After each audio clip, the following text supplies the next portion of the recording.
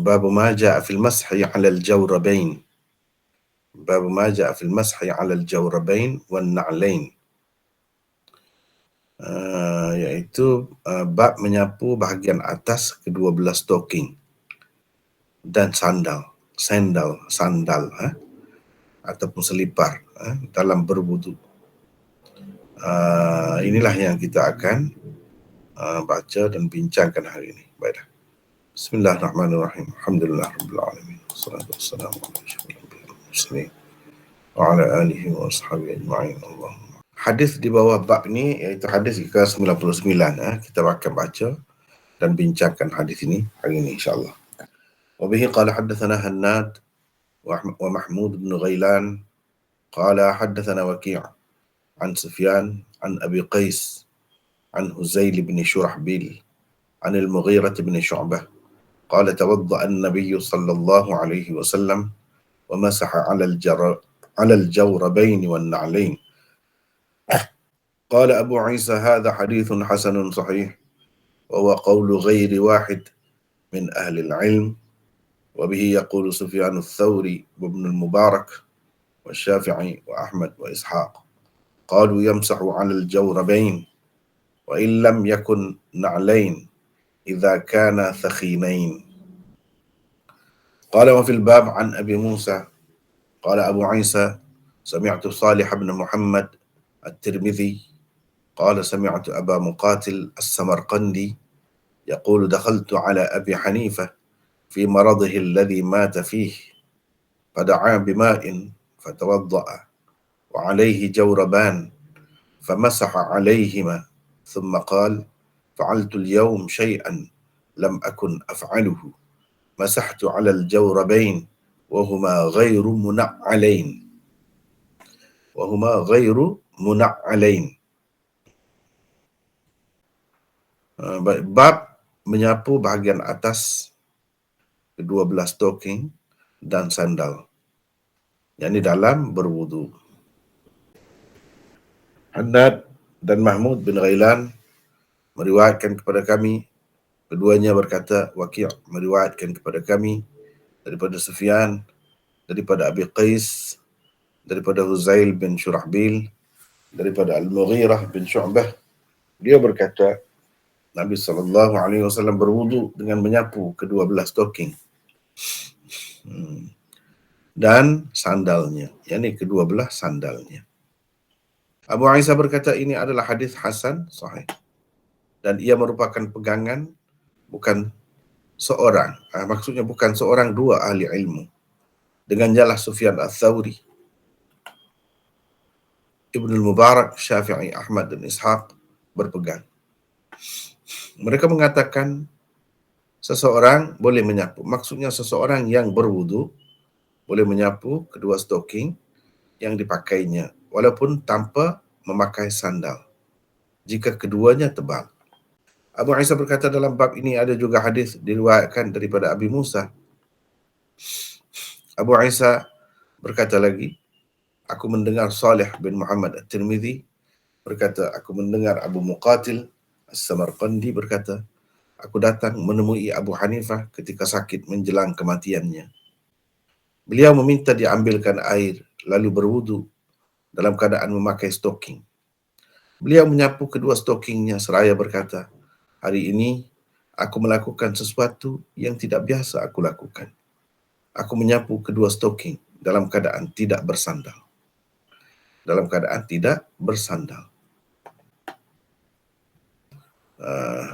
Itulah komentar Imam Tirmidzi di bawah hadis ke-99 yang kita telah baca tadi.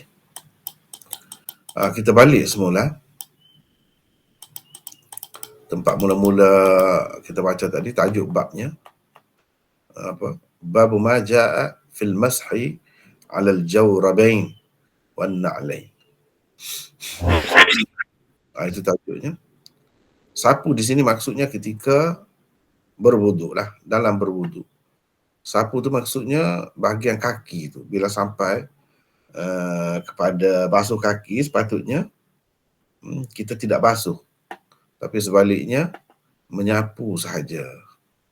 sebagai ganti basuh itu. Sebab kita pakai stocking. Pakai stocking. Terlebih dahulu saya nak bagi tahulah, macam saya selalu dah sebut dah, nota ni pakai yang terkini ya, yang paling akhir, yang diberikan setiap kali kita belajar. Saya bagi itu, nota yang sebelum itu jangan pakai lagi, pakai yang kemudian. Contohnya di sini dalam perbincangan yang lalu tu saya ada buat tambahan di sana sini. Di sana sini saya ada buat tambahan. Contohnya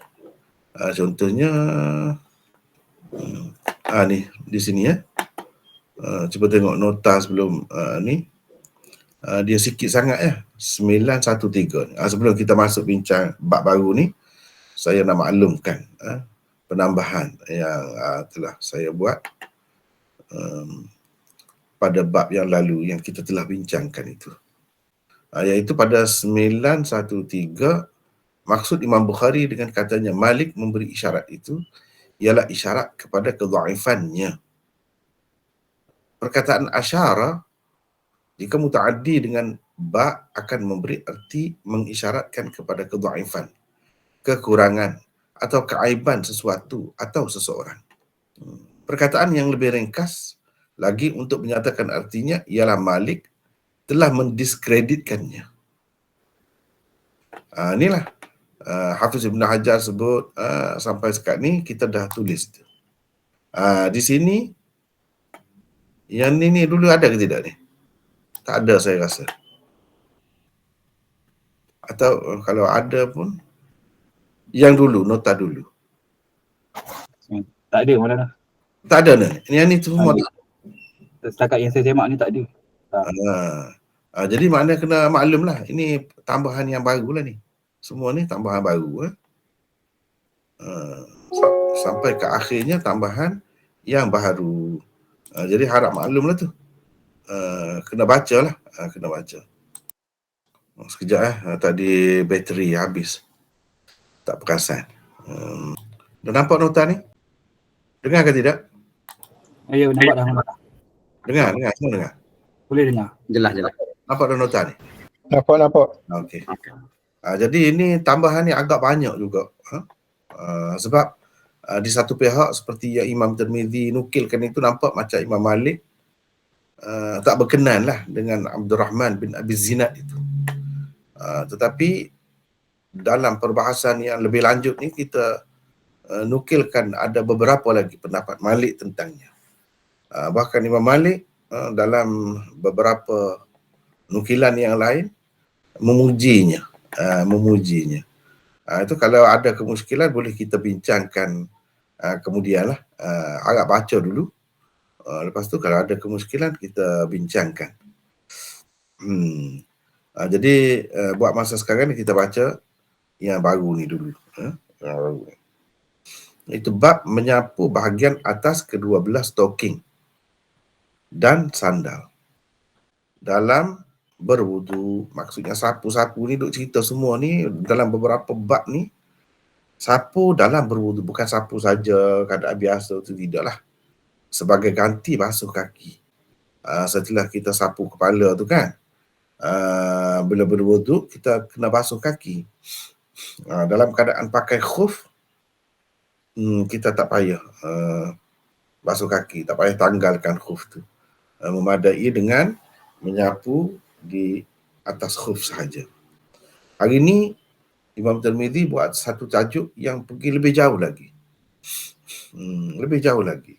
Iaitu sapu khuf sahaja ke yang boleh? Atau yang lain-lain daripada khuf pun boleh. Misalnya stocking, kasut ke, kaos kaki, yang lain boleh ke atau macam mana? Selipar macam mana? Boleh ke tidak? Atau sandal, kalau tidak selipar pun sandal, dekat-dekat lah tu maksudnya. Boleh ke tidak? Dia mengadakan satu bab yang berasingan. Baik, kita ada nota 914. Tajuk bab ini diadakan oleh Imam Tirmizi untuk menyatakan selain khuf yang diperbuat daripada kulit, sarung kaki yang diperbuat daripada bahan-bahan yang lain seperti stoking juga, jika memenuhi syarat, boleh disapu dalam berwudu sebagai ganti membasuh kaki. Itu. Dia nak sebut benda tu lah. Sebelum membincangkan hadis di bawah tajuk bab ini, elok sekali diketahui terlebih dahulu sedikit sebanyak tentang nama-nama sarung kaki atau kaus kaki, ya, dan perbezaan-perbezaannya yang sering diguna oleh masyarakat di zaman lampau. Sekarang ni pun ada, tapi tempat kita saja tak ada. Serta hukum menyapunya dalam berwudu menurut para ulama pelbagai mazhab. Kita nak tengok itu. Apa nama-nama dia tu? Kalau benda macam ni, ini nama dia. Benda macam ni, ni. Yang ni boleh, yang ni tak boleh. Macam-macam mazhab tu, ya. Baik, yang pertama khuf. Khuf ialah sarung kaki yang menutupi kedua buku lali, ataupun setengah-setengah orang tu dia panggil mata kaki. Kita berwuduk kan, basuh kaki tu hingga ke buku lali, daripada hujung kaki hingga ke buku lali atau mata kaki, di bahagian bawah betis lah, bawah sekali tu, penyambung antara betis dengan tapak kaki tu. Itulah. Ia diperbuat daripada kulit. Itu maksud khuf tu, daripada kulit. Tapi mesti kena menutupi kedua buku lali. Kalau lebih lagi, tinggi lagi tak apalah. Sekurang-kurangnya mata kaki atau buku lali itu tertutup. Di atas sedikit lah daripada buku lali itu. Dia mesti kena menutup. Itu syarat yang khuf yang boleh dipakai, yang boleh disapu tu dalam berwuduk tu. Baik. Dua, sarung kaki yang menutupi buku lali dan diperbuat daripada selain kulit, secara umumnya dipanggil jawrab atau stoking. Kalau selain daripada khuf yang menutupi ni kaki tu, kalau sampai buku lali pun tertutup juga, orang panggil jawrab dalam bahasa Arab secara umumnya. Perkataan jawrab adalah satu perkataan bahasa Arab yang dipinjam daripada bahasa Farsi. Sekarang ni dah jadi Arab lah. Maknanya masuk dalam bahasa Arab tu lama dah. Orang tak perasan, dia berasa macam bahasa Arab. Macam bahasa Arab. Padahal tidak. Dia pun ambil daripada bahasa Farsi asalnya. Jadi di suatu ketika dahulu bahasa Arab ni banyak ambil daripada bahasa Farsi. Kemudian lepas Islam datang, dan orang Farsi masuk Islam, bahasa Farsi pula banyak ambil daripada bahasa Arab. Begitulah dari segi proses perkembangan bahasa tu. Ia berpunca daripada perkataan gorpa. Gorpa dalam bahasa Farsi, artinya ialah kubur atau penutup kaki. Gor tu maknanya kubur. Pa maknanya kaki. Seperti pazib. Pazib. Pa tu makna kaki, zib makna perhiasan. Gelang kaki tu orang panggil pazib dalam bahasa Farsi. Ia berpunca daripada perkataan baik. Artinya ialah kubur kaki atau penutup kaki lah maksudnya. Setelah huruf ga ditukar dengan jim, huruf ra diberi baris atas, dan huruf ba di akhirnya ditukarkan dengan huruf ba. Itulah kaedah menukar bahasa Farsi ke bahasa Arab tu. Huruf-huruf tertentu tu dia tukar dengan huruf-huruf yang lain. Macam di sinilah kita sebut. Maka jadilah jawrab. Asalnya gorpa asalnya. Pada dasarnya stoking terbahagi kepada dua bahagian, tebal dan nipis. Stoking tebal ialah stoking yang mempunyai 3 syarat berikut. Setengah-setengah sebut 2 saja. Tak apalah, itu perbezaan pendapat. Kita ambil yang lebih banyak. 1, ia agak tebal sehingga air tidak dapat masuk ke bahagian dalamnya dengan mudah. Dah curah banyak kali lah. curai. Kalau sapu tu tak masuk lah. Sapu saja tu tak masuk ke dalam lah. Kalau dibasuh, gosok, baru masuk. Susah lah tak masuk. Yang kedua, ia tidak mudah tanggal. Sebaliknya melekat dengan kuat di betis kerana pengikatnya yang kuat daripada getah dan sebagainya. Daripada getah dan sebagainya. Gitu. Macam stocking yang biasalah yang kita pakai itu agak kuat lah. Yang ketiga, ia tidak mudah cari. Tidak mudah koyak.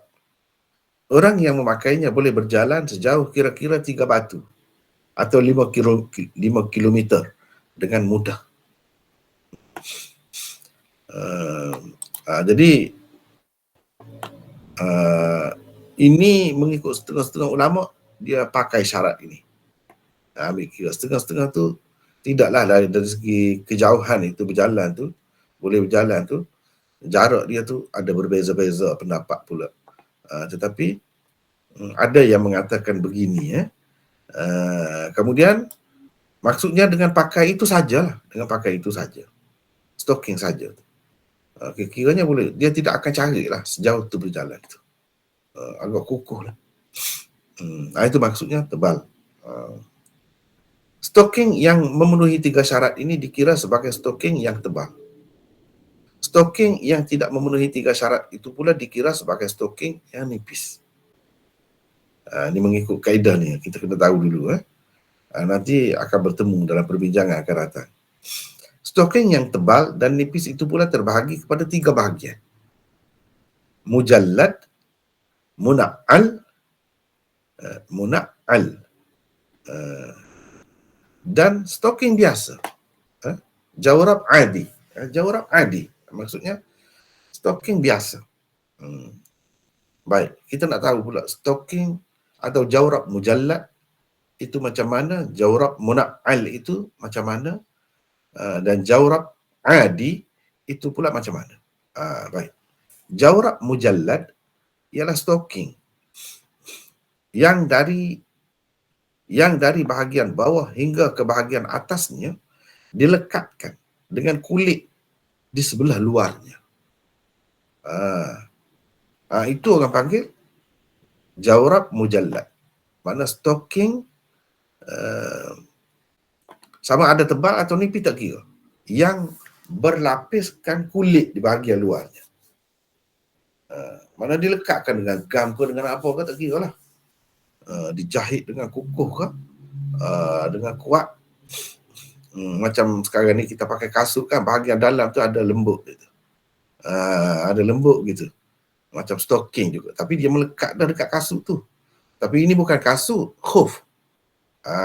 Ini dia panggil khuf. Ada khuf yang macam ni. Ada khuf yang kulit saja. Bahagian dalam tu tak ada stocking daripada stocking daripada kapas ke atau daripada bulu binatang ke, tak ada. Dia kulit saja. Itu pun khuf dah. Kalau ada bahagian dalam tu pun hakikatnya khuf jugalah kalau tengok ikut luar tu. Tapi dalam istilahnya dipanggil jawrab mujallad. Kulit duduk bahagian luar, dilekatkan, dipasang kulit di sebelah luarnya. Bukan bahagian bawah saja, semua sekali lah, daripada hujung sampai ke atas. Itu. Semuanya dilekatkan dengan kulit atau dipasang kulit lah. Kulit yang di sebelah luar dia. Itu dipanggil jawrab mujallad. Jawrab muna'al ialah stocking yang bahagian tapaknya sahaja dilekatkan kulit atau sesuatu yang lain seperti getah dan sebagainya sebagai tapaknya, macam tapak sandal atau selipar. Gitu. Tak kira lah stocking tu tebal ke atau nipis, dipanggil jawrab muna'al. Ini stocking yang ada tapak dia. Bahagian bawah dia tu ada tapak. Tapak tu tak kira lah daripada kulit ke atau daripada getah ke dan lain-lain. Tak kira. Mana kuat lagi lah. Kalau kita nak buat berjalan tu senang lah. Memang boleh berjalan lah. Selesa lah. tak ada mudah nak koyak apa. Taklah, sebab dia ada pelapik dia, ada tapak dia. Macam sandal dah lah kira-kiranya. Tapi gitulah. Sama ada yang lapis bawah tu nipis kulit saja kan, kulit yang lembut ke atau kulit yang keras ke, tak kira. Tak kira. Asalkan dia melekat lah. Dia melekat tu dengan dijahit dengan rapi, ataupun dilekatkan getah ke, tak kira. Gam dan sebagainya, tak kira.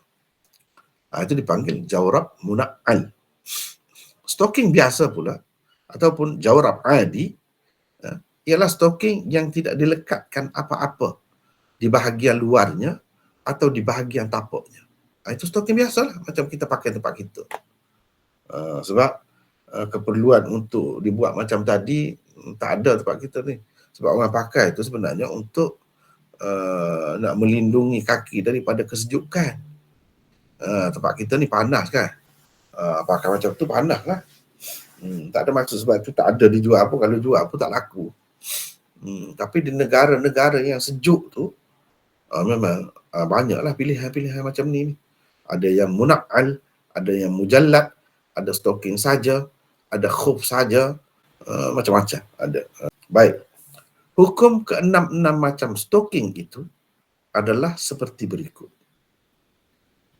1 dan 2. Masuk 2 sekali kita kira ni. Orang yang memakai jawrab mujallad. Kena ingatlah apa jawrab mujallad ni. Ini jawrab mujallad. Orang yang memakai jawrab mujallad, sama ada stockingnya tebal atau nipis. Sebab stocking tu duduk bahagian dalam kan. Boleh menyapunya dalam berwuduk sebagai ganti membasuh kaki dengan ijma' ulama.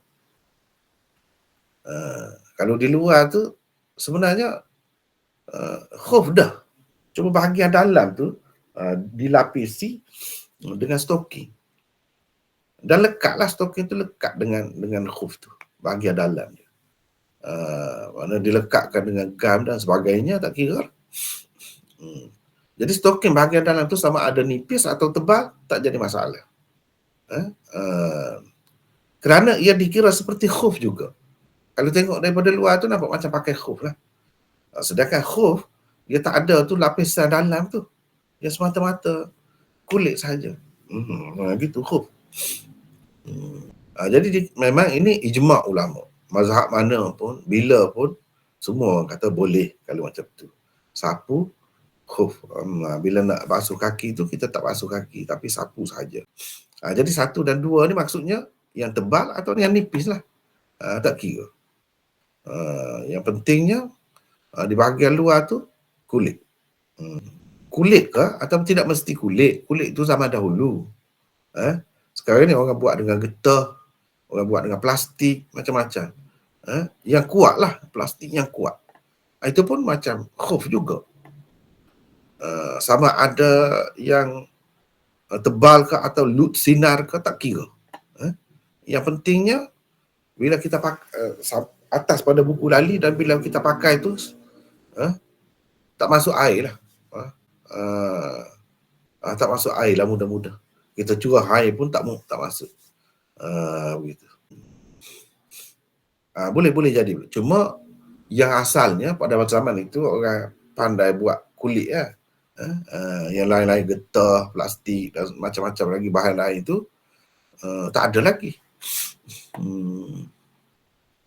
Baik.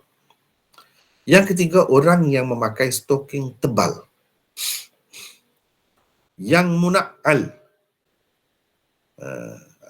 Jawrab muna'al maksudnya.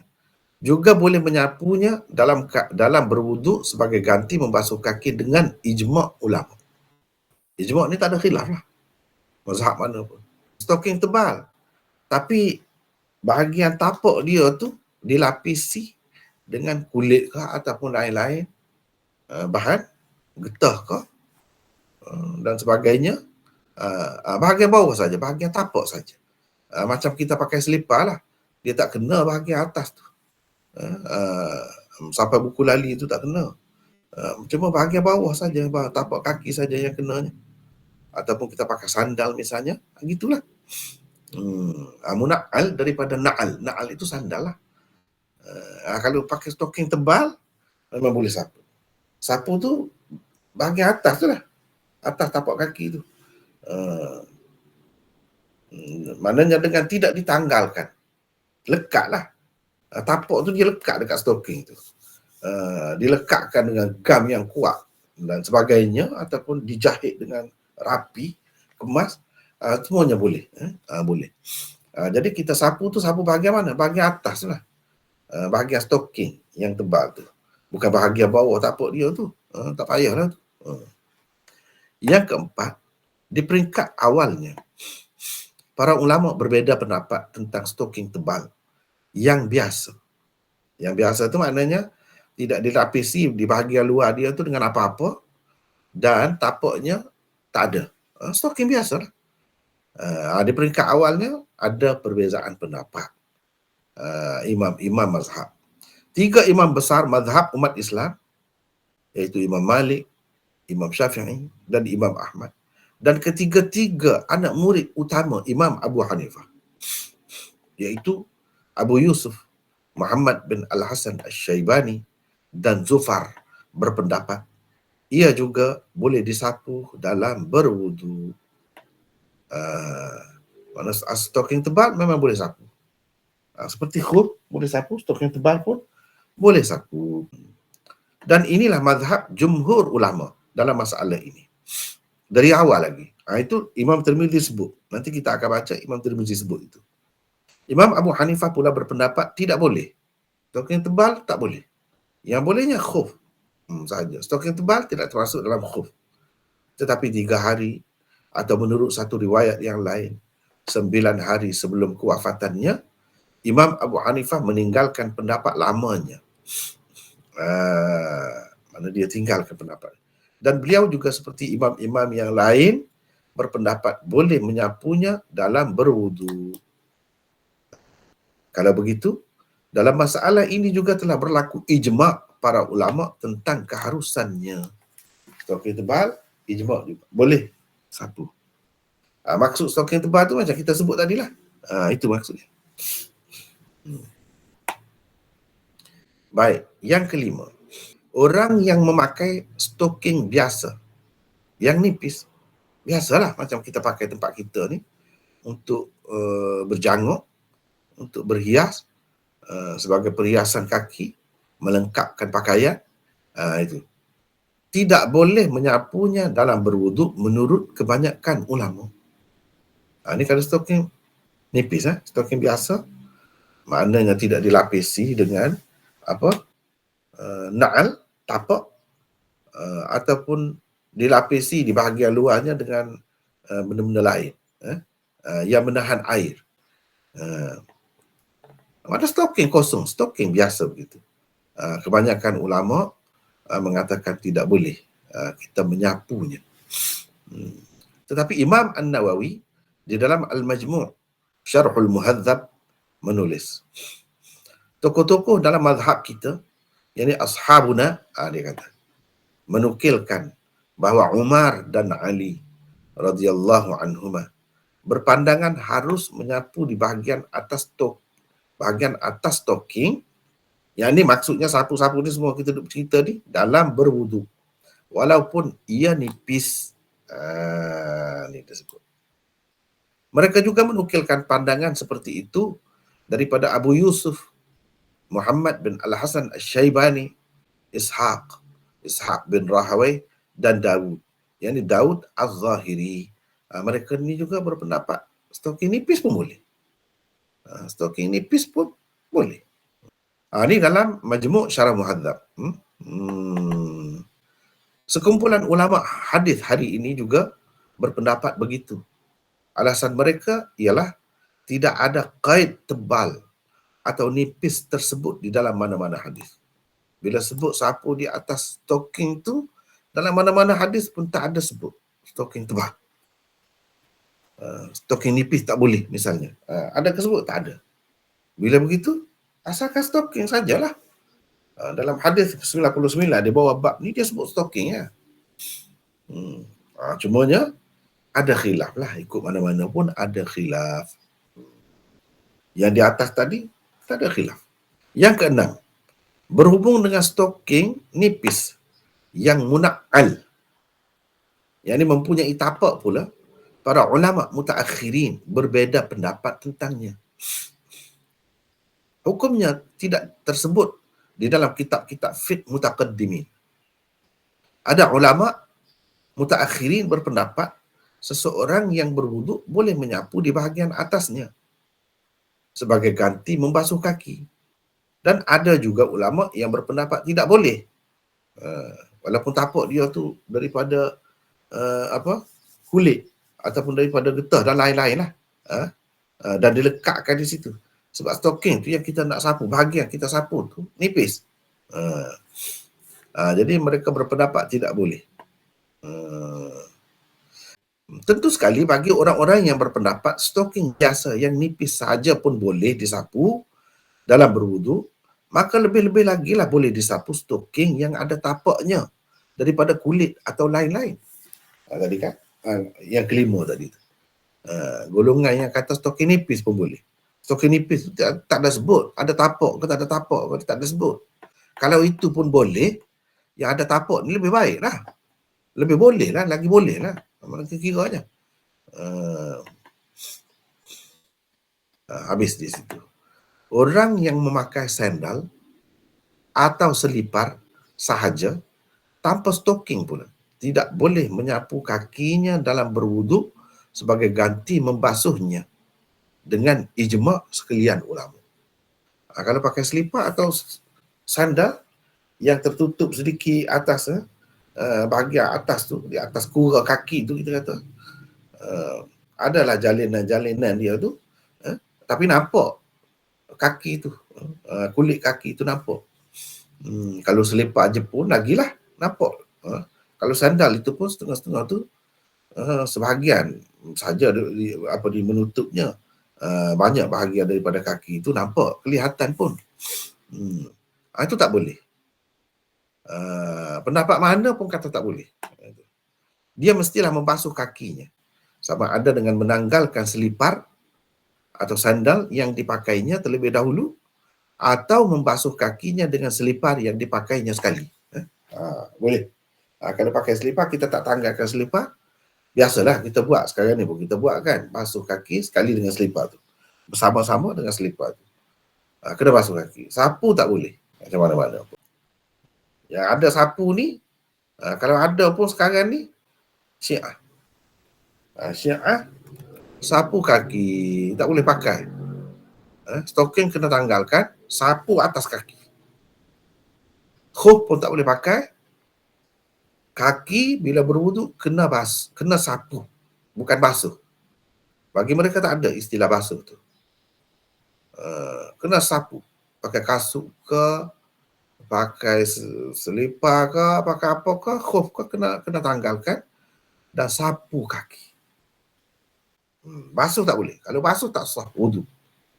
Sampai begitu sekali Syiah.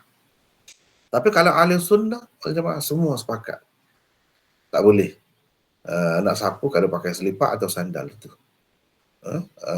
Yang bolehnya basuh boleh, tanpa menanggalkannya boleh basuh. Basuh sekali lah, jadi basah lah semua boleh itu. Tapi nak sapu bahagian atas kaki atau mana-mana bahagian lah tak boleh. Itu sepakat ijma' Ahlus Sunnah wal Jamaah. Habis di situ. Baru kita masuk kepada hadis. Sana Hannad wa Mahmud bin Ghailan qala. Jadi Imam Tirmizi ambil daripada dua orang gurunya, Hannad dan Mahmud bin Ghailan. Mereka berdua berkata, haddatsana Waki'. Mereka berdua ambil dari hadis ini daripada Waki'. Waki' pula ambil daripada Sufyan, meriwayatkan kepada kami daripada Sufyan. Jadi yang kita tak bagi ni, tak buat biodata ni, sebenarnya sudah berlalu dah, sudah ada dah perawi ni sebelum ni, dan kita telah bagi dah biodatanya lebih kurang, dah ada dah secara ringkas ataupun mungkin lebih detail sedikit, dah ada dah. Jadi Sufyan di sini, Sufyan mana yang dimaksudkan? Sufyan Ats-Tsauri. Dalam hadis ni, dalam Tirmidzi ni tak ada sebut. Demikianlah tersebut di dalam sesetengah nuskhah Sunan Abi Daud. Tapi dalam Sunan Abi Daud ada sebut Sufyan Ats-Tsauri. Bukan semua juga, ada setengah. Demikian juga tersebut di dalam riwayat At-Tahawi. At-Tahawi bila meriwayatkan hadis ini, dia ada sebut juga Sufyan itu ialah Sufyan Ats-Tsauri. Tapi dia sezaman ini, sezaman, seperingkat, sama-sama tokoh, Sufyan Ats-Tsauri dan Sufyan bin Uyainah. Kalau kata Sufyan bin Uyainah, andaikan di sini Sufyan bin Uyainah pun tak jadi masalah juga, tidak menjejaskan kedudukan hadis tu, sama-sama di situ, sama saja. Daripada Abi Qais, ini perawi baru yang kita baru bertemu, 916. Di sini saya nak sesiapalah baca pula di antara kita. Siapa nak baca? Silakan. Saya nak baca mana? 916. Namanya Abdul Rahman bin Sarwan Al-Audi. Dia terkenal dengan kunyahnya Ibnu Ma'in Al-Ijli dan Ad-Daruqutni. Noktah situ. Noktah. Dia terkenal dengan kunyahnya. Ibnu Ma'in Al-Ijli dan Ad-Daruqutni mengatakan dia thiqah. Ahmad berkata dia menyalahi perawi-perawi thiqat dalam beberapa hadisnya. Abu Hatim berkata dia tidak kuat. An-Nasa'i pula berkata tidak mengapa dengannya. La ba'sa bih. Demikianlah tersebut di dalam Muqaddimah Fathul Bari. Di dalam At-Taqrib pula Hafiz berkata perawi saduq kadang-kadang menyalahi perawi-perawi thiqat.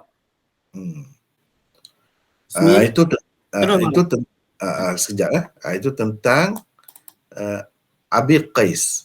Sufyan meriwayatkan daripada Abi Qais. Siapa Abi Qais atau Abu Qais itu? Tadilah. Itu kita bagi secara ringkas. Tapi ramai lagi ulama-ulama, imam-imam hadis mengatakan dia ni tidak kuat.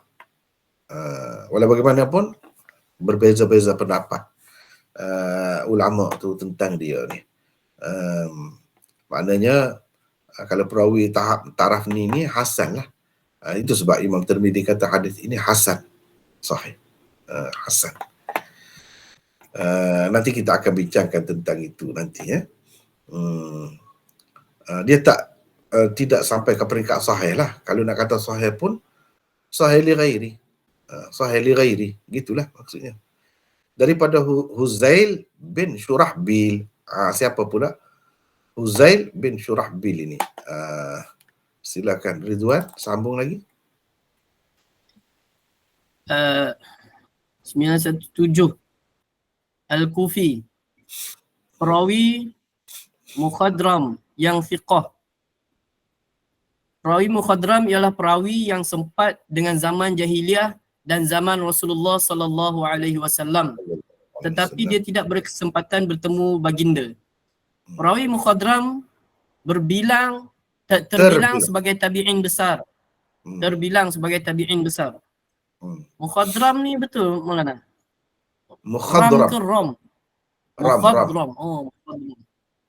Perawi mukhadram terbilang sebagai tabi'in besar. Sama ada Islamnya telah diketahui di zaman Rasulullah lagi ataupun belum. Tak kiralah. Asalkan dia tu orang yang sempat dengan zaman jahiliyah sebelum Islam. Sebelum Islam tu, bila Nabi SAW diutuskan sebagai Rasul, dia telah beriman kepada Rasulullah ataupun tidak, tak kira. Asalkan dia sempat dengan zaman jahiliyah dan zaman Nabi. Dia memeluk agama Islam di zaman sahabat, tidak zaman Nabi pun, tak kira. Dia kira mukhadram lah tu. Contohnya An-Najashi misalnya. An-Najashi tu dia tak bertemu dengan Nabi SAW, tapi dia dan dengan zaman jahiliyah, dan dengan zaman Nabi. Itu mukhadram lah tu. Tapi kalau ada riwayat dia, riwayat tu riwayat perawi mukhadram lah. Tapi tak mungkin ada lah. Kalau ada pun mesti dengan perantaraan kan, dengan perantaraan sahabat lah. Sebab dia tidak bertemu Nabi, sebab itu dikira sebagai tabi'i besar. Tabi'i besar. Daripada Al-Mughirah bin Syu'bah, beliau berkata, Nabi SAW berwuduk dengan menyapu kedua belah stoking dan sandalnya. Yang ni kedua belah sandalnya. Baik, kita nak tengok stoking. Sapu kedua belah stoking itu maksudnya bahagian atas lah. Sebab kalau kita perhati di sini, mas yamsahu ala di atas. Ini bahagian atas lah. Itu lebih tepat lagi. Kalau kita kata di sini, baik, menyapu dengan Nabi SAW berwuduk dengan menyapu bahagian atas. Bahagian atas. Kedua belah stoking dan kedua belah sandalnya. Itu lagi jelas lah, sebab ala tu bahagian atas. Baik. Boleh apa ni, Ridwan baca lagi? Silakan. 918. Kedua stoking adalah terjemahan bagi perkataan jawrabain yang tersebut di dalam hadis. Ia merupakan sirah, iaitu perkataan Tathniyah. Tathniyah bagi perkataan jawrab yang bererti stoking. Stoking ialah sejenis pakaian yang dibuat daripada benang sutera, iaitu kapas, bulu dan lain-lain untuk membalut kaki. Ia dipanggil juga kaus kaki.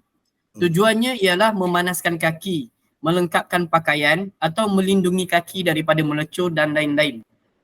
Hadis Al-Mughirah ini menyatakan Nabi SAW telah menyapu kedua belah stokingnya dalam berwuduk sebagai ganti membasuh kaki. Cuba tengok di sini kan, dia sebut stocking saja.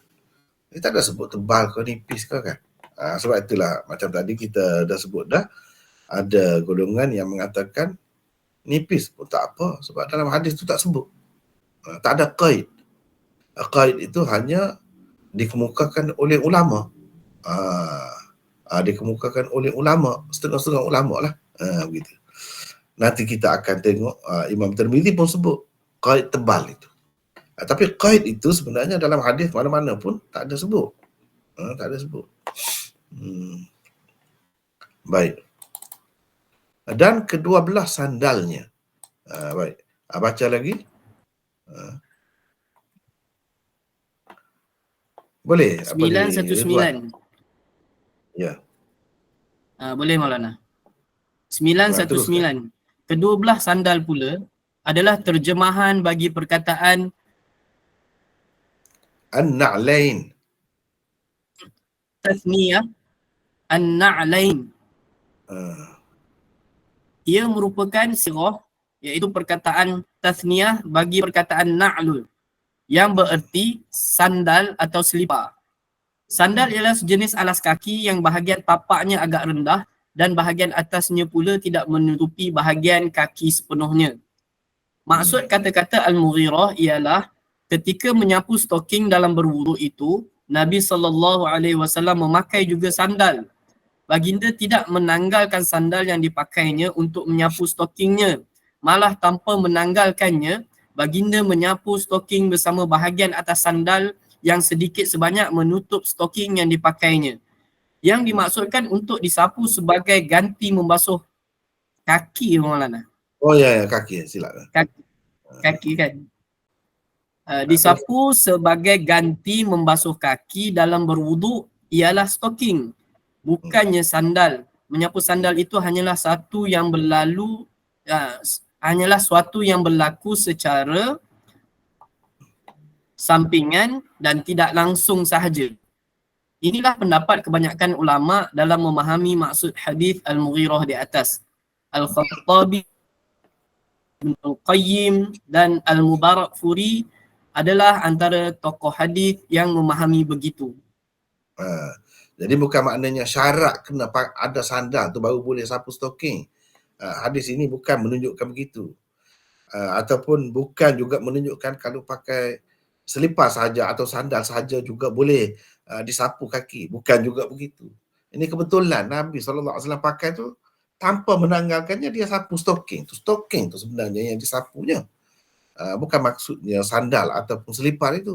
Tidak, kalau selipar saja atau sandal saja tidak pakai stocking itu memang tak boleh. Itu memang kita dah sebut dah tadi. Sepakat dah, ijma' dah tak boleh. Baik, Abu Isa berkata ini adalah hadis hasan sahih. Imam Tirmizi kata 920. Di sini saya nak kalau boleh orang lain pula lah baca, tidak penat sangat. Seorang-seorang baca tu. Silakan, siapa nak baca sini? Mana lagi orang ramai-ramai ni? Sila. Sila ambil kesempatan. Siapa nak baca pula di sini? Saya baca mana? Siapa ni? Syahizat. Syahizat. Syahizat duduk di mana dah Syahizat? Shah Alam. Shah Alam, ya, sila. Walaupun Tirmizi menghukum hadis ini hasan sahih, namun ramai juga imam-imam hadis mendhaifkannya. Selain Tirmizi, hadis Al-Mughirah ini diriwayatkan juga oleh Abu Daud, An-Nasai, Ibn Majah, Ibn Hibban dan lain-lain. Sebenarnya para ulama berbeza pendapat tentang kedudukan hadis ini. Ada yang mengatakan ia hasan, bahkan sahih. Dan ramai juga yang mengatakan ia dhaif. Imam At-Tirmizi bagaimanapun tidak bersendirian dalam menghukum hadis ini sebagai hasan sahih. Ibnu Khuzaimah, Ibnu Hibban, Ibnu At-Turkimani, Ibnu Daqi Al-Id dan Ibnu Sayyidin Nas juga termasuk dalam senarai tokoh-tokoh hadis yang mengatakan hadis ini sahih. Tokoh-tokoh hadis di zaman mutaakhir seperti Jamaluddin Al-Qasimi, Ahmad Muhammad Syakir dan Al-Albani juga berpendapat ia hadis sahih. Sementara sekian ramai imam-imam hadis pula berpendapat ia hanya satu hadis yang dhaif. Antara imam hadis yang berpendapat ia dhaif ialah Imam Sufyan As-Sauri, Abdul Rahman bin Mahdi, Ahmad bin Hanbal, Yahya bin Ma'in, Ali bin Al-Madini, Imam Muslim, Abu Daud, An-Nasai dan lain-lain.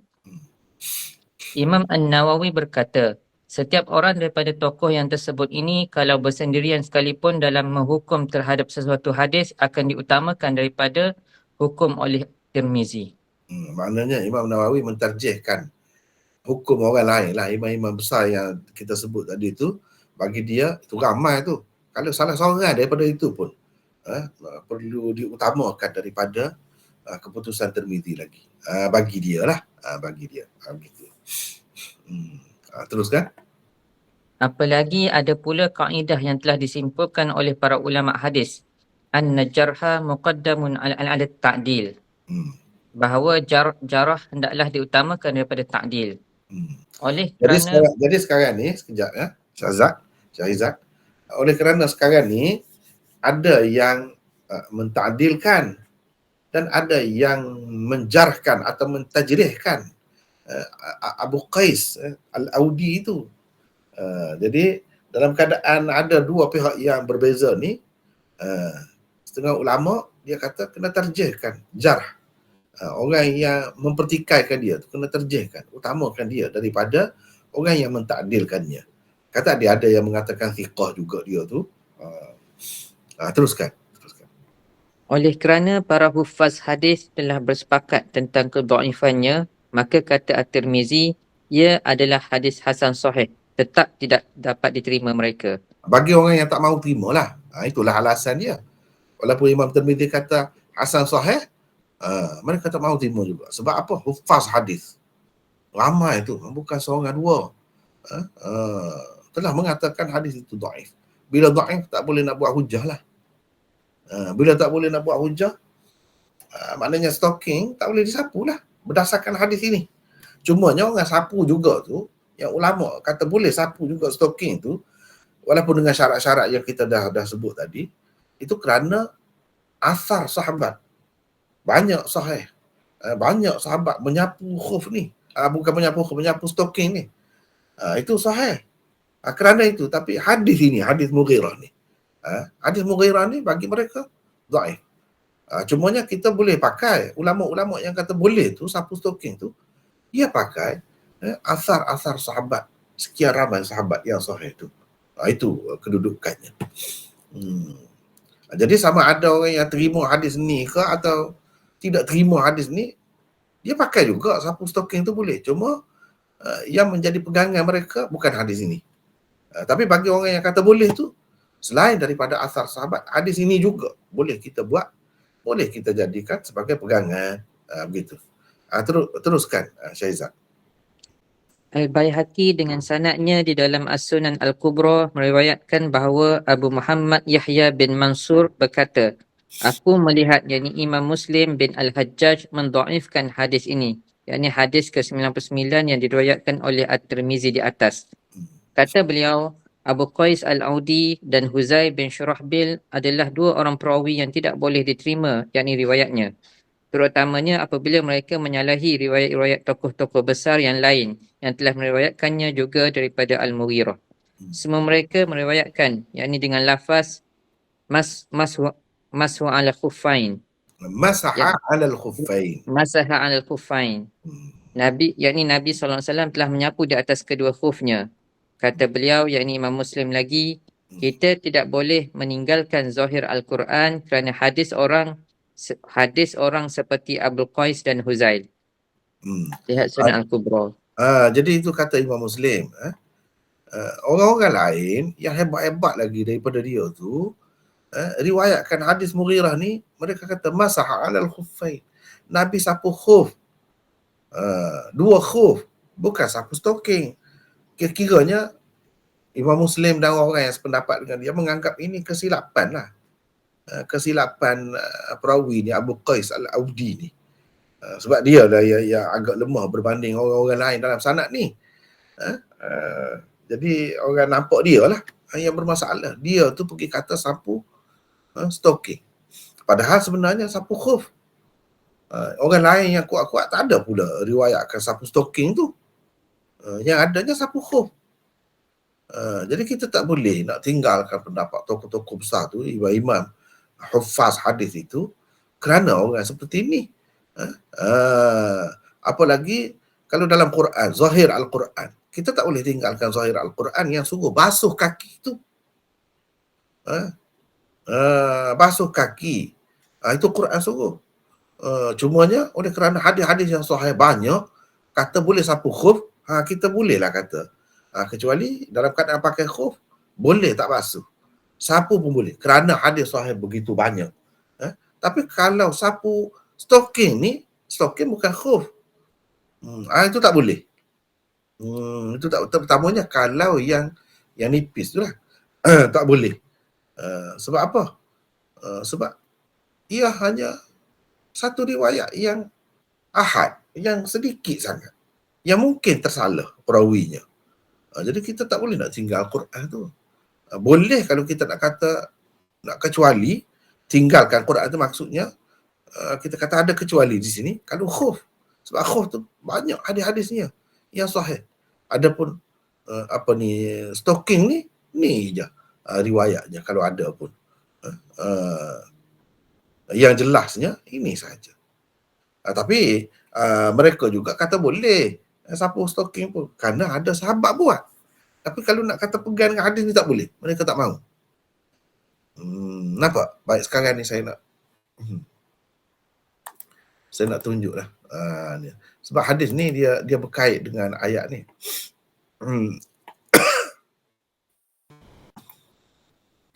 Kita nak tengok ayat dalam Quran di sini lah yang sebut ni, cerita ni. Nak boleh sapu, kau nak boleh basuh. Kaki tu nak kena basuh ke bila berwuduk. Inilah ayatnya. Wahai orang-orang yang beriman, bila kamu nak sembahyang, basuhlah muka kamu dan tangan-tangan kamu hingga ke siku, dan sapulah kepala kamu, dan basuhlah kaki-kaki kamu hingga ke buku lali, 2 buku lali. Inilah. Jadi inilah yang Imam Muslim kata zahir Al-Quran. Zahir Al-Quran suruh basuh kaki. Al-Quran itu paling kuat. Kita baru boleh tinggalkan zahir dia tu apabila ada dalil lain yang kuat juga. Walaupun tidak setaraf dengan Quran, tapi kuatlah. Hadis tu sampai ke peringkat mutawatir. Sapu khuf itu boleh. Dalam hadis banyak sebut tu. Tapi sapu stocking, kita nak tinggal zahir. ayat ni, Quran ni tak boleh, kata dia. Mengikut Imam Muslim. Kerana satu hadis yang dhaif begitu. Yang dhaifnya kalau kita tidak kata perawi dia tu dhaif pun, dia tersalah. Kita kata dia tersalah. Dia telah menyalahi perawi-perawi lain yang lebih kuat daripada dia. Perawi lain kata sapu khuf, dia pergi kata sapu stocking. Jadi menyalahi, riwayat dia tu menyalahi. Kalau perawi yang tidak kuat menyalahi, itu syadz orang panggil. Kalau kita kata hadis ni sahih sekalipun sanad dia jadi syadz sebab perawi itu menyalahi perawi yang lebih kuat. Jadi dhaif jugalah. Kalau kita kata dia tu perawi dhaif, maka hadis itu jadi mungkar, hadis itu, kerana menyalahi hadis perawi-perawi yang sahih. Itulah pegangan kebanyakan ulama. Baik. Ini surah Al-Ma'idah, surah Al-Ma'idah ayat 6. Boleh tengok di sini. Inilah semua ni berkisar di sekitar ni lah. Ini asasnya kalau dalam Quran di sini lah. Dalam hadis tu banyaklah tentang khuf tu. Adapun dalam Quran tak ada sebut khuf tu. Tak ada sebut khuf. Boleh Syahizat baca lagi. Silakan. Golongan yang menerima hadis ke-99 ini sebagai sahih pula mempertahankannya dengan berkata, Abu Qais Al-Audi iaitu Abdurrahman bin Sarwan tidak bersendirian dalam meriwayatkannya. Fadalah bin Amr atau Umair Az-Zahrani dan Amr bin Wahab As-Saqafi merupakan dua orang mutabi'nya. Mereka berdua juga turut meriwayatkannya. Abu Bakar Al-Ismaili di dalam Mu'jam Asyuyukhnya telah meriwayatkan melalui saluran riwayat Daud bin Abi Hind daripada Abil Al-Aliyah Ar-Riyahi daripada Fadalah bin Amr Az-Zahrani daripada Al-Mughirah bin Syu'bah, sama seperti riwayat At-Tirmizi.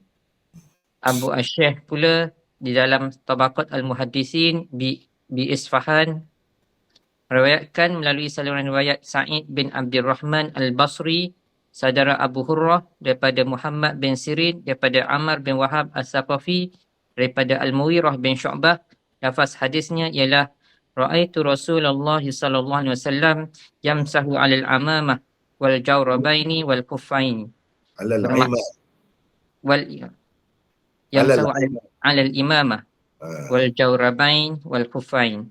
Bermaksud, aku telah melihat Rasulullah sallallahu alaihi wasallam menyapu di atas serban, kedua belah stocking dan kedua belah khufnya, yakni dalam berwuduk.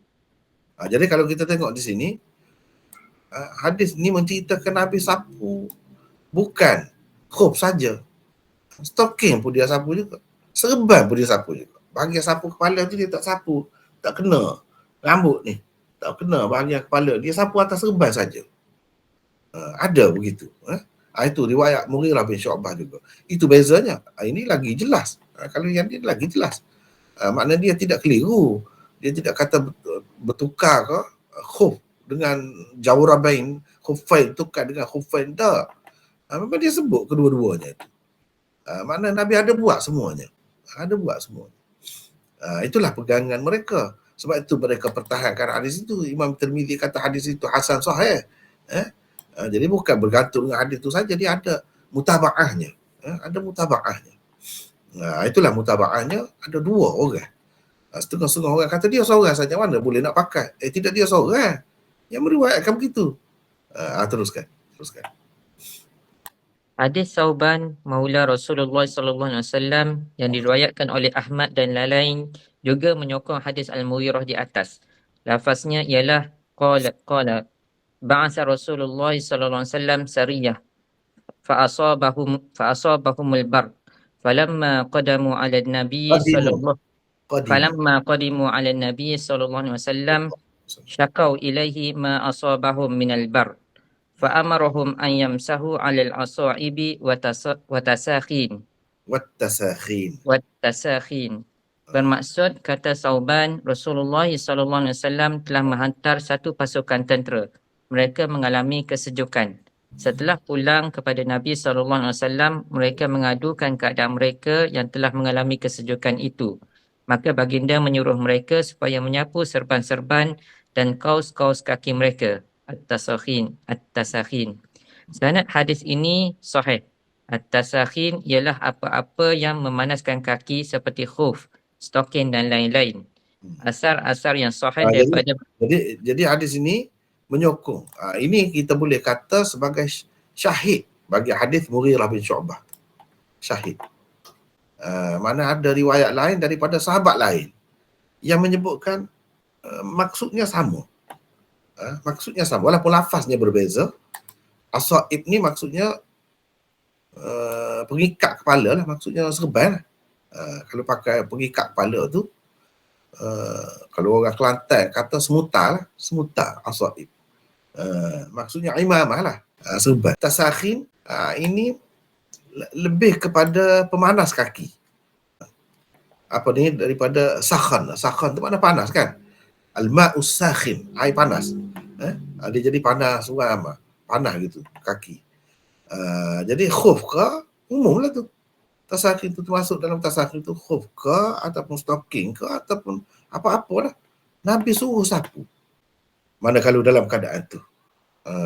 Jadi ini menyokong lah juga hadis Mughirah tu. Mana tadi? Teruskan. asar-asar yang sahih daripada beberapa orang sahabat juga menunjukkan mereka memang menyapu stoking-stoking yang dipakai mereka sebagai ganti membasuh kaki dalam berwuduk. Antara mereka ialah Anas bin Malik. Asarnya diriwayatkan oleh Ibnu Abi Shaybah dan Abdul Razak di dalam musannaf mereka. Abu Mas'ud Al-Ansari, asarnya diriwayatkan oleh Ibnu Abi Shaybah dan Abdul Razak juga. Abdullah bin Mas'ud, asarnya diriwayatkan oleh Abdul Razak melalui Ibrahim An-Nakhai. Ali bin Abi Talib, asarnya diriwayatkan oleh Ibnu Abi Shaybah di dalam musannafnya dan Ibnul Munzir di dalam Al-Awsatnya. Al-Bara' bin Azib, asarnya diriwayatkan oleh Ibnu Abi Shaybah, Abdul Razak dan Ibnul Munzir di dalam kitab mereka masing-masing. Sanad asal sahabat yang tersebut ini semuanya sahih. Jadi inilah yang menjadi pegangan semuanya. Kata boleh sapu stocking tu. Kalau mereka tak pegang dengan hadis Mughirah pun mereka pegang dengan asar-asar ini. Sebab sahabat-sahabat ni takkanlah seramai ni buat sesuatu ikut pandai mereka ya. Ikut sedap hati. Tentu mereka tahu daripada Nabi sallallahu alaihi wasallam tu. Sebab ini perkara yang boleh membuatkan solat seseorang itu sah atau tidak sah ni. Semestinya mereka bab hukum ni kena tahu daripada Rasulullah sallallahu alaihi wasallam. Jadi dengan sebab itu semua terima, semua terima. Cumanya yang kita duduk bahas sekarang ni yang duduk khilaf ni, hadis ni boleh dijadikan sebagai hujah ke tidak? Itulah. Bagi Imam Tirmizi dan orang-orang yang sependapat dengannya, mereka kata boleh lah. Kalau ada sedikit sebanyak kekurangan pun, banyak lagi riwayat-riwayat yang lain. Ada beberapa lagi yang sama ada dalam bentuk mutaba'at ataupun dalam bentuk syawahid. Boleh kita jadikan sebagai penguat kepada hadis Mughirah itu. Jadi kita boleh pakai lah. Kita boleh pakai. Baik. Dan ia, ni Imam Tirmizi kata, dan ia merupakan pegangan bukan seorang dua ahli ilmu. Kata boleh sapu stocking ni dalam berwudu, ketika nak basuh kaki tu tak basuh kaki, sebagai gantinya sapu tu, ni bukan pendapat seorang dua ahli ilmu. Baik dari kalangan sahabat Nabi SAW maupun dari kalangan selain mereka, maupun dari kalangan selain mereka. Mana selepas itu kalangan tabi'in pun ramai juga buat, tabi'in pun ramai. Jadi di sini saya nak minta orang lain pula baca daripada sini. Imam Abu Daud di dalam sunannya. Silakan. Saya baca mana? Izzuddin. Izzuddin. Silakan.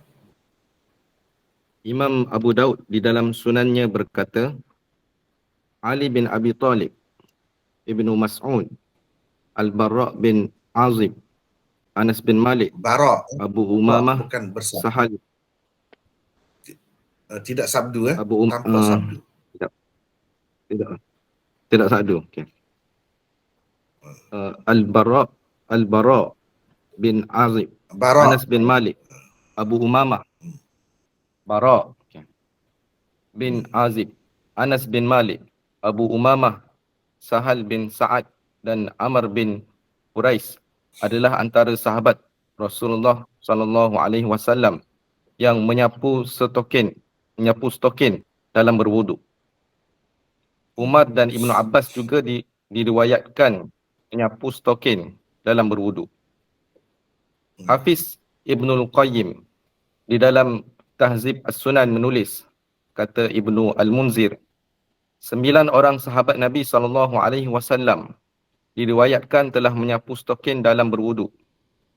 Mereka ialah Ali, Ammar, Abu Mas'ud Al-Ansari, Anas, Ibnu Umar, Al-Bara, Hilal, Abdullah bin Abi Aufa dan Sahal bin Sa'ad.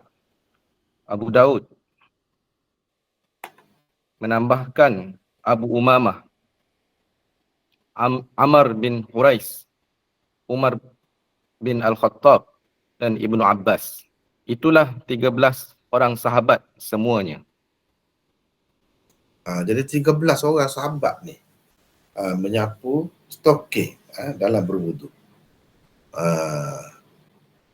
Jadi ada yang sahih, ada yang tidak sahih. Yang sahihnya yang kita sebut tadi itu memang semuanya sahih. Baik. Itulah maksudnya, bukan seorang dua, ramai lah. Dengannya lah Sufyan Ats-Tsauri, Ibnul Mubarak, Syafi'i, Ahmad dan Ishaq berpegang.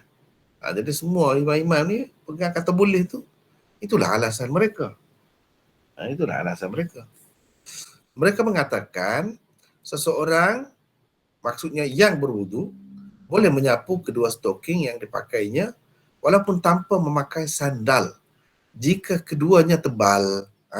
Jadi mereka ni memberi syarat tebal. Jadi pada sinilah. Tapi ini pendapat, bukan lafaz hadis itu sendiri. Begitu. Ini pendapat. Lafaz hadis itu sendiri tak ada satu pun hadis yang mengkaitkan, menyebutkan kait tebal itu. Nipis tak boleh kau misalnya, tak ada sebut. Walau bagaimanapun dari segi penilaian ulama-ulama ni dia nak tebal syaratnya. Sebab apa? Baru dekat dengan khuf. Sebenarnya kerana mereka tak mahu pakai riwayat tadi lah. Tapi dalam riwayat tadi tak ada jelas juga disebut stoking. Jadi yang munasabahnya, yang jelasnya khuf tu tebal. Tidak mudah nak masuk air ke dalam tu. Jadi sepatutnya kalau nak kata stoking boleh pun stoking yang tebal lah. Kira-kiranya tak mudah lah masuk air tu ke dalam tu. Tak mudah. Jadi keadaannya itu macam khuf juga. Sebab pada dasarnya yang dibolehkan itu khuf. Stoking ni tidak. Dalam hadis tak ada satu pun bagi mereka yang kata hadis tadi dhaif lah. Begitu. Tapi oleh kerana sahabat ada buat, tapi dalam sahabat-sahabat itu pun tak ada juga sebut stoking tebal, tak ada. Jadi ini berdasarkan apa ijtihad mereka. 922. Di sini boleh apa ni Izzuddin baca lagi? Boleh. Izzuddin, silakan. Kata At-Tirmizi, wa illam yakun na'lain. Takdirnya ialah wa illam yakun kullum minal jawrabaini na'laini ay muna'alaini. Yakni walaupun setiap satu daripada dua stoking itu tapaknya bukan tapak sandal dan selipar. Sandal atau selipar. Di dalam sesetengah nuskhah Sunan At-Tirmizi pula menyebut wa illam yakuna na'lain. Jadi tadi kan dalam kitab kita ni wa illam yakun na'lain. Tapi dalam setengah-setengah nuskhah tu lebih jelas. Wa illam yakuna na'lain. Kalau macam ni lebih jelas, tak payah takdir dah tadi. Tadi kena takdir. Sebab apa kena takdir tu? Tak panjang lah pula kalau kita nak bincang situ. Tapi bagi orang yang faham bahasa Arab, memang begitulah. Wa illam yakun ni sebab dia mufrad. Sedangkan dua sandal itu dua. Jadi sepatutnya yakuna macam ni lah. Yakuna ni. Kalau yakuna macam ni tak perlu takwil dah ni. Kalau yakun macam ni seperti nuskhah Sunan Tirmizi yang kita baca ni, cuba tengok ni. Teks asal dia kena takdir lah. Wa illam yakun na'lain. Yakun gini. Sedangkan kalau nak kira lebih tepat lah, tak perlu takdir lah kalau kita kata wa illam yakuna na'lain. Sebab dua na'lain itu. Bukan satu. Bukan sebelah. Dan maksud na'lain itu pula bukan na'lain sahaja tak, muna'alain. Itu cara guna bahasa Arab ni kadang-kadang susah juga. Orang yang tak biasa dia pening lah. Macam mana na'lain, muna'alain pula. Teruskan Izzuddin. Ia lebih jelas. Ia lebih jelas berbanding apa yang pertama tadi. Maksud kata Tirmizi na'lain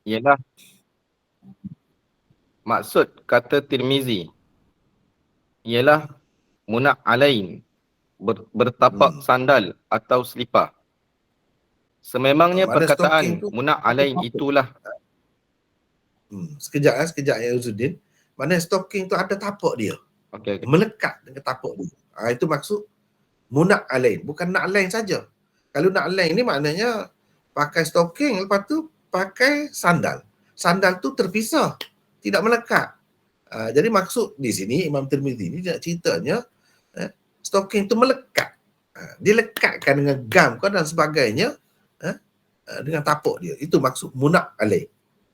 Makna stocking yang melekat dengan tapak dia, ada tapak dia. Gitu. Teruskan.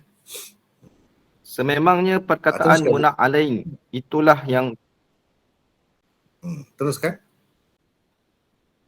Sememangnya perkataan muna'alain itulah yang tersebut di dalam sesetengah nuskhah Sunan At-Tirmizi sebagaimana telah disebut oleh Syekh Siraj Ahmad di dalam syarah Tirmizinya.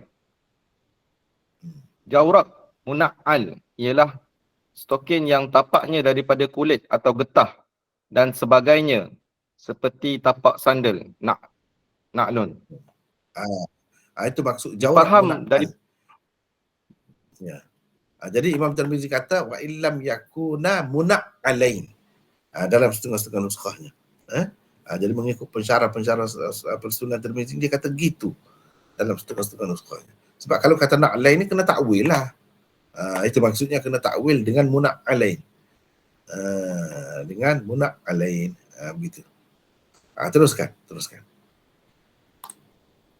Difaham daripada kata tebal di akhir kata-kata Tirmizi itu ialah di sisi mereka tidak harus menyapu stokin yang nipis.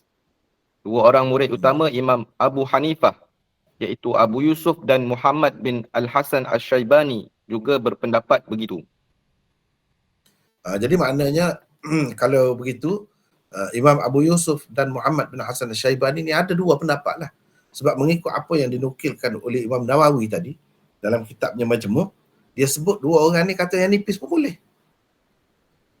Dua orang ni kata nipis pun boleh. Tadi cuba baca semula yang kita sebut tadi. Yang nipis pun boleh. Yang nipis pun boleh. Terus sekejap lah. Seterusnya Imam Tirmizi kata Abu Aisyah berkata dalam bab ini ada juga hadis diriwayatkan daripada Abi Musa. Maksudnya Abi Musa Al-Asy'ari. Di sini kalau boleh orang lain pula baca. Silakan, siapa nak baca? Saya baca Maulana. Saleh. Ya Maulana. Silakan. 923. Maksud Imam At-Tirmizi ialah menyatakan selain Al-Mughirah, Abu Musa Al-Asy'ari juga ada meriwayatkan hadis tentang Rasulullah SAW pernah berwuduk dengan menyapu kedua stokingnya dan kedua sandalnya sahaja sebagai ganti membasuh kedua kakinya. Sama seperti yang tersebut di dalam hadis riwayat Al-Mughirah di atas. Hadis Abu Musa Al-Asy'ari itu dikemukakan oleh Ibnu Majah di dalam sunannya, At-Tabarani di dalam Al-Mu'jam Al-Awsatnya, At-Tahawi di dalam Syarahul Ma'ani Syarah Ma'ani Al-Athar. Syarah Ma'ani Al-Atharnya, dan Al-Baihaqi di dalam As-Sunanil Kubranya. Di bawah ini adalah hadis Abu Musa Al-Asy'ari berkenaan berdasarkan riwayat Ibn Majah. Haddatsana Muhammad bin Yahya qala haddatsana Mu'alla bin Mansur wa Bishr bin Adam qala haddatsana Isa bin Yunus. Tak ada qala. Tak ada qala okey. Ini dia keluar dia nyatakan. Baik Maulana. حدثنا معل بن منصور وبشر بن آدم قال حدثنا عيسى بن يونس عن عيسى بن سنان عن الضحاك بن عبد الرحمن بن عرزب عن أبي موسى الأشعري أن رسول الله صلى الله عليه وسلم توضأ ومسح على الجوربين والنعلين. Bermaksud Abu Musa Al-Asy'ari meriwayatkan bahawa Rasulullah sallallahu alaihi wasallam telah berwuduk dan baginda menyapu kedua stoking dan kedua sandalnya. Hadis ini dhaif kerana di dalam sanadnya terdapat Isa bin Sinan, seorang perawi yang dikritik atau dijarahkan oleh para ulama rijal hadis. Dhahhak bin Abdul Rahman pula tidak mendengar apa-apa daripada Abu Musa Al-Asy'ari. Walaupun Al-Albani mengatakan hadis ini sahih, tetapi kebanyakan ulama hadis mengatakan ia dhaif. Mungkin juga maksud beliau dengan katanya sahih itu ialah sahih li ghairihi sahaja. Maka bolehlah diterima. Memandangkan ramai juga ulama hadis mensahihkan hadis Al-Mughirah yang dikemukakan oleh Imam Tirmizi di atas, termasuk Imam Tirmizi sendiri. Syekh Shu'aib Al-Arnaud dan rakan-rakannya juga dalam komentar mereka terhadap hadis ini di dalam Sunan Ibn Majah mengatakan ia sahih li ghairihi. Seorang lagi sahabat Rasulullah sallallahu alaihi wasallam yang tidak disebut oleh Tirmizi telah meriwayatkan hadis dalam bab ini, iaitu Bilal. At-Tabrani meriwayatkan hadisnya di dalam Al-Mu'jam Kabirnya. Lihat hadisnya di bawah ini. Haddatsana Ibrahim bin Ahmad bin Umar Al-Waqi'i haddatsani Abi. قال حدثني أبي قال حدثنا ابن فضيل عن يزيد بن أبي زياد عن ابن أبي ليلى عن كعب بن عجرة عن بلال رضي الله عنه قال كان رسول الله صلى الله عليه وسلم يمسح على الخفين والجوربين. Bermaksud Bilal meriwayatkan, katanya Rasulullah sallallahu alaihi wasallam selalu teruskan. Rasulullah sallallahu alaihi wasallam selalu menyapu di atas kedua khuf dan kedua stokingnya, yakni sebagai ganti membasuh kaki dalam berwuduk.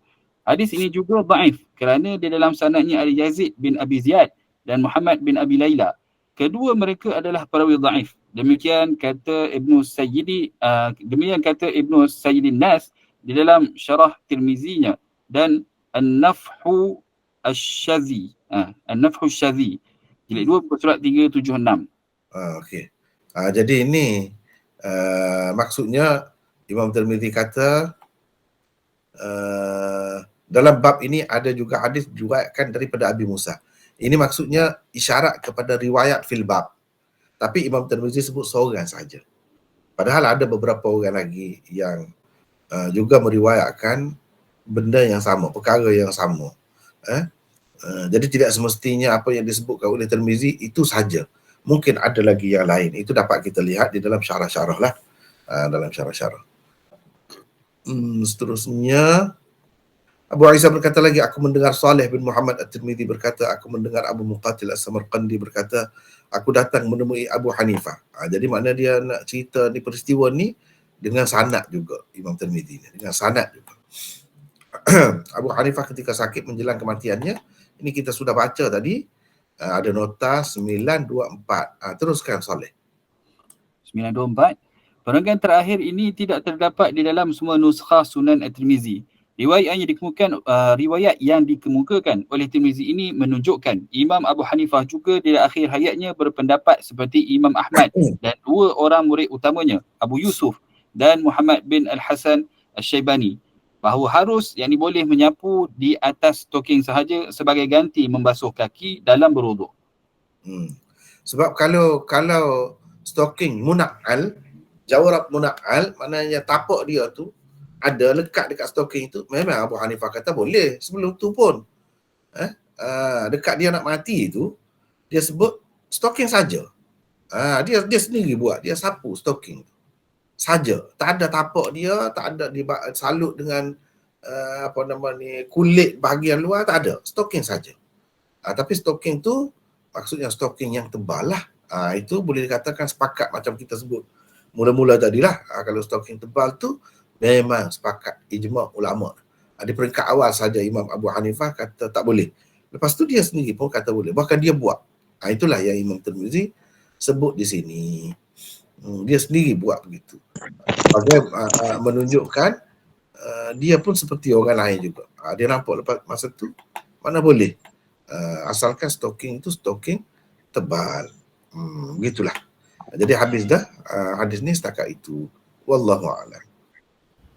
Jadi maksudnya stocking tu mana nak Hmm. kita boleh sapu lah ataupun kena khuf juga. Khilaf lah, benda khilaf. Benda khilaf. Sebab tu sampai sekarang ni pun ada macam-macam lah yang kata boleh, ada yang kata tak boleh. Kalau stocking tebal tu boleh katakan semua kata boleh. Stocking nipis ni masalah.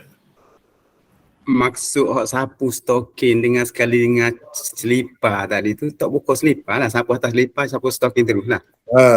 Maksud sebenarnya nak sapu stocking tu. Tapi selipar tu tidak ditanggalkan. Sandal itu tidak ditanggalkan. Mana boleh juga begitu. Bukan maksud kena sapu sandal. Dia kena dalam keadaan pakai sandal. Bukan itu syaratnya, tidak. Itu kebetulan saja. Cerita keadaan Nabi itu tidak tanggalkan gitu. Saya ni Maulana. Ya. Ya, pemahaman saya daripada yang sapu sandal tu, yang Nabi sapu stokin tanpa membuka sandal. Pemahaman saya ialah bila sapu tu tidak disyaratkan air tu kena seluruh pada stokin. Betul. Sapu sedikit saja. Sikit saja.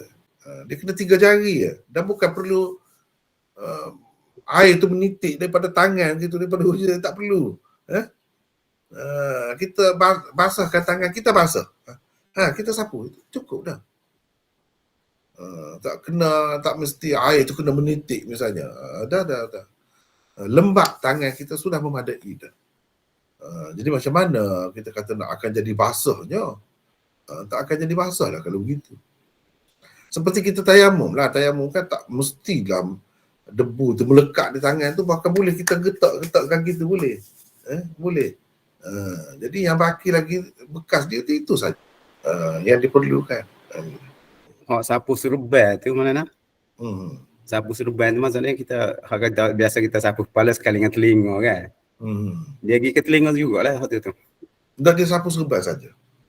Jadi telinga suku lah. Tak. Tak ada dah sapu kepala tu saja. Tak ada dah telinga pun. Dalam keadaan tu lah. Sebab tak mahu buka lah kesejukan kan. Semua ni peristiwa berlaku dalam keadaan sejuk lah. Bila sejuk tu kan tak nak buka lah kepala apa semua tu. Stocking apa tu. Kalau buka tu terdedah kepada cuaca yang sejuk lah. Nak merangkum. Ada lagi yang lain, silakan. Assalamualaikum Maulana. Waalaikumsalam warahmatullahi. Ya. Nak tanya hatui tadi. Bagaimana? Apa? Tahwil. Tahwil. Tahwil. Bagaimana tahwil tu dengan sana ada waw saja. Waw saja.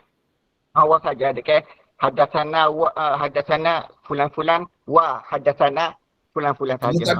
Dia tak ada ha sebelum tu beza. Tapi mana ya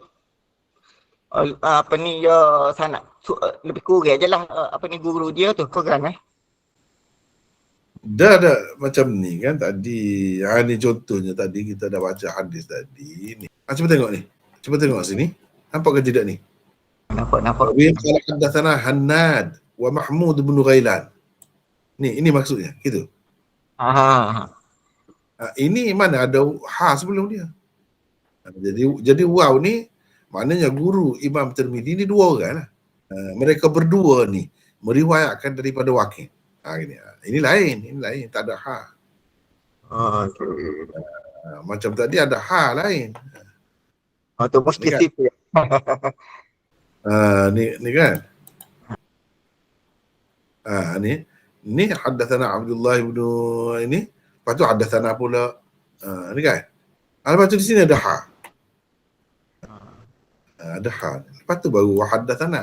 Ni. Assalamualaikum. Waalaikumsalam. Ya. Rahman Maulana.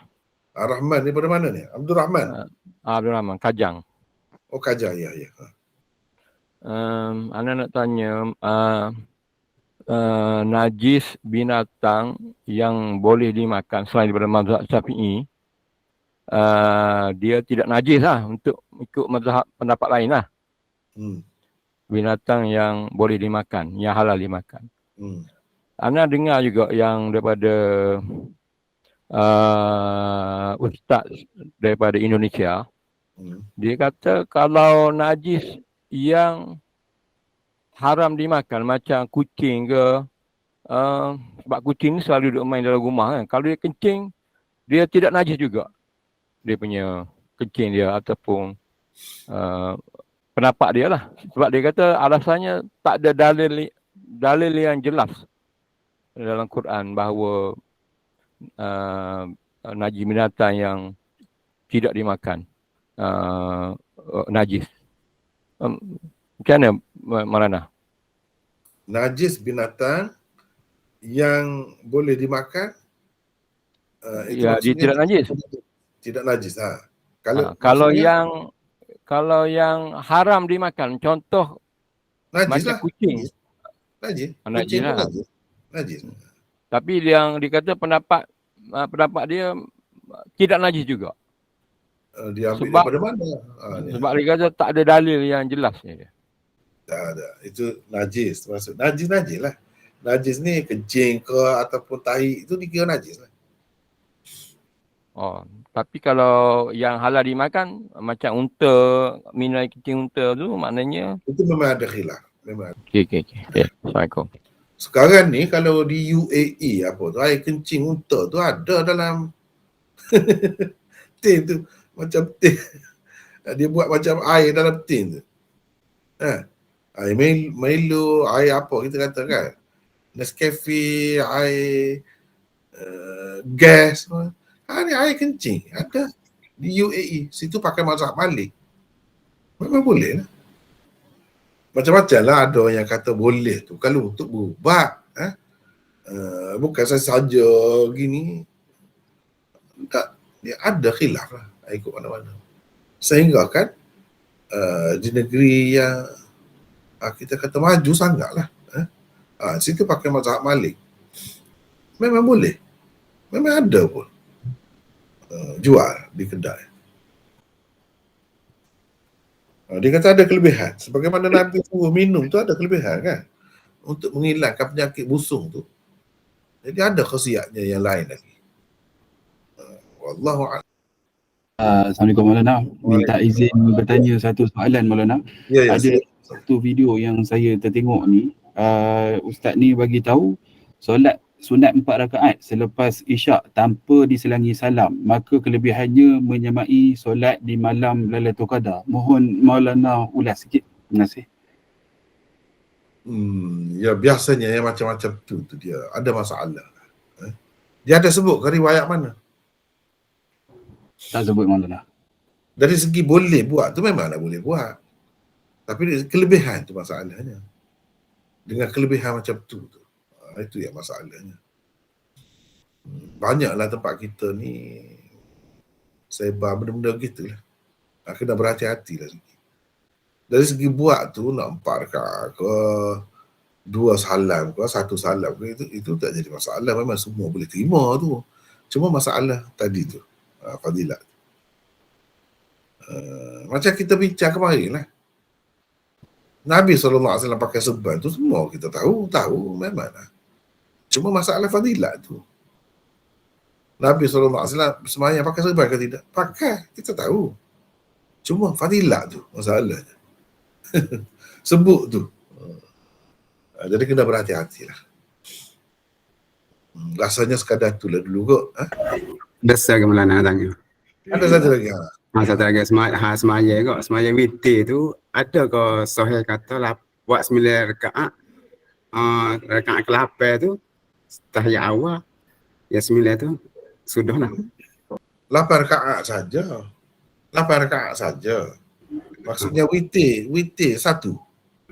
Dia kata buat 9 rakaat, rakaat ke-8 tu rakaat tahiyat awal, rakaat ke-9 tu siap lah, rakaat tahiyat akhir lah. 2 tahiyat lah. Tak kena. Tak kena macam tu.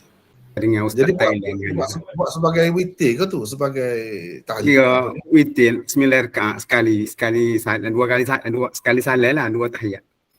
Dia masalah kalau sembahyang sunat memang luas sangat. Tak jadi masalah. Macam mana pun. Boleh lah. Cuma sebaiknya tidak gitu. Sebaiknya 3 rakaat. Kalau witir tu. Walau bagaimanapun masalah sembahyang sunat ni memang terbuka sangat.